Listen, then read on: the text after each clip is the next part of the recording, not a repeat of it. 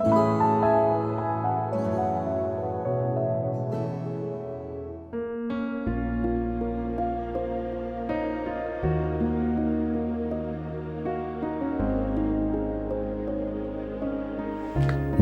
के पास 42 किलोमीटर की दूरी पर लद्दाना गांव, उस समय वो लद्दाना रियासत थी, छोटे मोटे राजाओं की रियासत होती थी।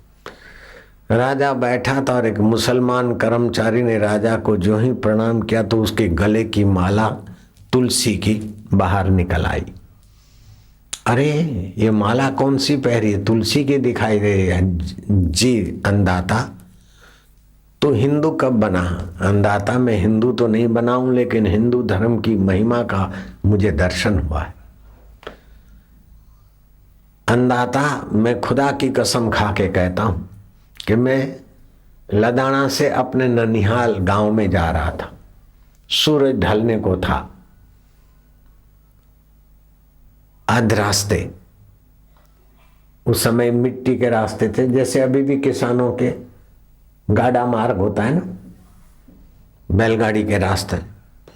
मुझे एक भयंकर काले छाया पुरुष दिखे, जिसे हिंदू लोग यमदूत बोलते। राजा साहब, मैं अपने गफ्फार बेटे की कसम खाकर बोलता हूं, उस डरावने पुरुषों को देखकर मैं जरा सिम गया। उन्होंने कहा तेरी मौत नहीं है, हम दूसरे काम के लिए आए हैं। अभी सामने से बैलगाड़ी भगाता हुआ किसान आएगा और ये जो खड्डा दिख रहा है ना गाड़ा मार्ग में, उसमें उसका बैलगाड़ी का पहिया जर्क खाएगा और बैलों के सिर पर जो घुसरी बोलते हैं, जो भी बोलते हैं, लक्कड़, वो टूट जाएगा। इसमें एक बैल ज्यादा उद्दंड है, उसको हम प्रेरित करेंगे। हम सूक्ष्म रूप में किसी के अंदर घुस के भी उसको प्रेरित कर देते हैं, प्रेरित करेंगे और वो छोरा बैलों को रोकेगा। बैल उसके वश में नहीं रहेंगे, उसे धक्का मारते हुए उसके पेट में सिंग घुसेड़ देगा वो बैल। हम इसका प्राण लेकर चले जाएंगे। सामान्य व्यक्ति की मृत्यु का निमित्त कुछ न कुछ हम लोग बना लेते हैं, जैसा नियति होती है। मैंने हाथा जोड़ी की कि हे यमराज के कर्मठ दूतों, मैं आपको हाथ जोड़ता हूं, अगर रहमत बख्शो तो मैं इस पेड़ के पीछे चुपकर इस इसरार का दीदार करूं। बोले कोई बात नहीं, देखना।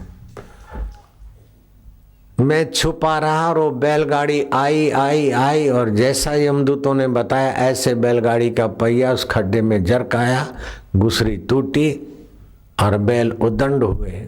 और किसान के लड़के को, जो बैलगाड़ी भगा के आ रहा था युवक, उसको उदंड उछलंक बैल ने सिंगड़ा भोंक दिया पेट में और वो मर गया। मैं नजीक गया छाया पुरुषों के पास, मैंने कहा इसका जीवात्मा कैसा है? उन्होंने कहा ये जीवात्मा हमारे हाथ से चला गया, उसकी मृत्यु थी और नरक में ले जाना था, यम पाश में बांधना था, लेकिन जहां उसकी मृत्यु हुई वहां तुलसी का पौधा पड़ा था।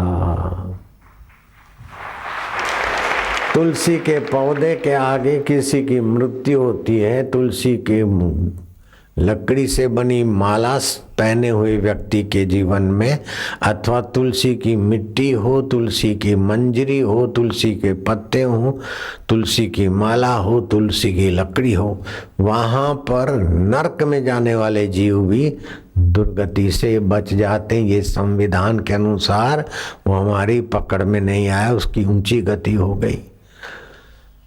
जहां पना अंधाता लदाना नरेश, खुदा करे खूब जियो। मैं अपने बेटे की कसम खा के कहता हूं, मुझे भरोसा हो गया कि तुलसी माता के 2 पत्ते डालकर जो ठाकुर जी को भोग लगाते हैं हिंदू, और साधु संत तुलसी की माला पहनने की जो बात करते हैं, इसमें बड़े गुण हैं। मरने के बाद दोजक मिलेगा कि बिस्त मिलेगा पता नहीं। दोजक नरक को बोलते हैं और बिस्त स्वर्ग को बोलते हैं।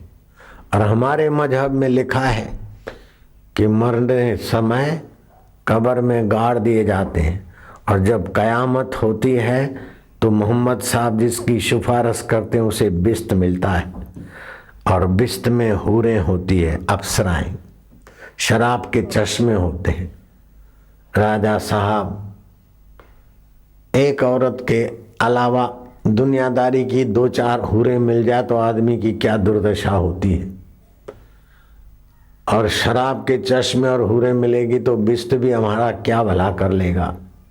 अब बिस्त जाऊं या दोजख जाऊं ये तो मुझे कोई भरोसा नहीं था, लेकिन कम से कम ये तुलसी की माला पहनी है, तुम्हारे भगवान विष्णु के लोक में जाने की तो परमिशन मिल गई महाराज।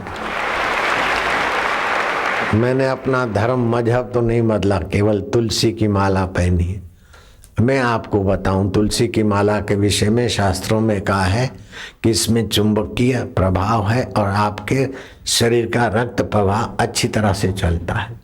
ये हाई बीपी, लो बीपी, ये उन्हीं लोगों को होती है जो रुद्राक्ष और तुलसी के प्रभाव से अनजाने।